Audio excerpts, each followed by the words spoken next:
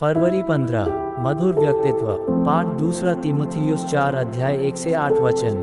प्रभु यहोवा ने मुझे सीखने वालों की जीभ दी है कि मैं थके हुए को अपने वचन के द्वारा संभालना जानूं। यशायाह 50 अध्याय 4 वचन।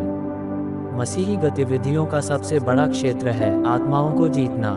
कौन मसीही यह नहीं कर सकता? कौन सी जगह उपयुक्त नहीं है और कौन सा समय सुविधाजनक नहीं है?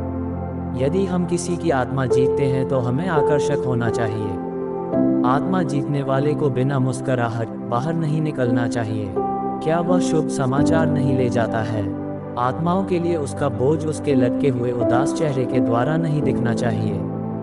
भजन संहिता 45 अध्याय 1 वचन में आत्मा जीतने वाले की एक खूबसूरत तस्वीर। मेरा हृदय एक सुंदर विषय की उमंग से उमड़ रहा है। जो बात मैंने राजा के विषय रची है उसको सुनाता हूँ। मेरी जीभ निपुण लेखक की लेखनी बनी है। दिया गया है। यीशु को पापियों का मित्र उपनाम दिया गया था। मित्रता का चारा डालकर संगी साथियों को सहभागिता में लाया जा सकता है। गर्मजोशी से हाथ मिलाना, प्रेमपूर्वक पूछताछ करना, शालीनतापूर्वक गले लगाना, प्रशंसा के 2 शब्द, ये सब बातें व्यक्तियों को निकट लाती है। लूका 15 अध्याय 20 वचन। प्रत्येक संस्कृति के अपने तौर तरीके और रीति रिवाज होते हैं। उनका अवश्य ही आदर किया जाना चाहिए। विनोदी स्वभाव आत्मा जीतने वाले के लिए धरोहर स्वरूप है। शत्रु शक्कर की परत चढ़ाकर झूठ बेचता है, तो क्या हमें सच्चाई खट्टी चटनी के साथ परोसना चाहिए? आत्मा जीतना खाली या अतिरिक्त समय में किया जाने वाले कार्य नहीं है।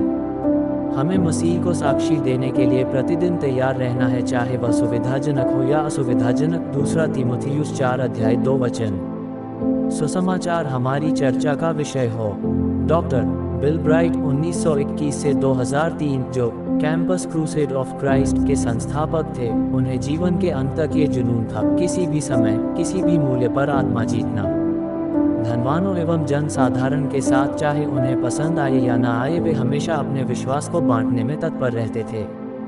बीज बोने के पश्चात आत्मा जीतने वाले को कृषक के समान धीरज से कटनी के लिए प्रतीक्षा करना चाहिए। याकूब 5 अध्याय 7 वचन। जाल डालने के पश्चात उसे एक मछुआरे के समान धीरज से शिकार की प्रतीक्षा करना चाहिए। धीरज और लगातार जुटे रहना आत्मा जीतने में महत्वपूर्ण गुण है। ये खेल अनेक असफल प्रयासों का खेल है। चरवाहे ने खोई हुई भेड़ को तब तक परिश्रम पूर्वक ढूंढा जब तक वह मिल नहीं गई। हमें बहुत जल्दी आशा नहीं छोड़ना चाहिए। कोई भी व्यक्ति इतना कठोर नहीं होता, न कोई स्थान इतना कठिन होता है। जब शिमोन पतरस ने यीशु के कहने पर जाल डाला तो उन्हें इतनी मछलियां मिली कि जाल फटने पर था। उन्होंने अपने साथियों को जो दूसरी नाव पर थे संकेत किया कि आकर हमारी सहायता करो। लूका 5 अध्याय 5 से 7 वचन। ये सुसमाचार प्रचार में साझेदारी की एक सुंदर तस्वीर है। पौलुस ने बोया, अपुल्लोस ने सींचा और परमेश्वर ने कटनी के लिए फसल तैयार की। यदि हम एकजुट होकर परमेश्वर के सहकर्मी के रूप में कार्य करें तो सुसमाचार प्रचार के द्वारा हमारी उत्पादकता कई गुना बढ़ जाएगी। पहला कुरिन्थियों 3 अध्याय 6 से 9 वचन।